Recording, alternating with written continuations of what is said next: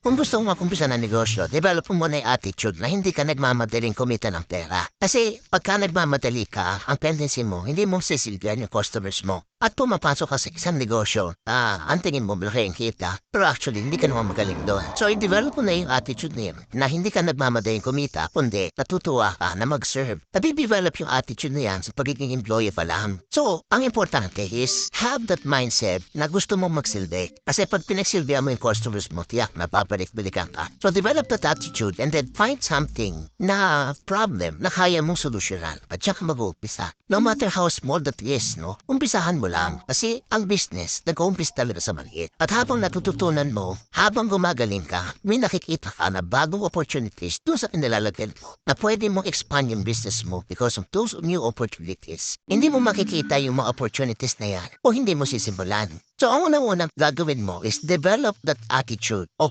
being a servant habang nasa employment ka pala. Being a servant means you are looking for a problem and you are actually trying to solve the problem. Pagka naging problem solver ka, marami kang makikita ng negosyo sa totoo lang. So unang-una yan, hindi pera ang umpisa, kundi having the right attitude of a businessman.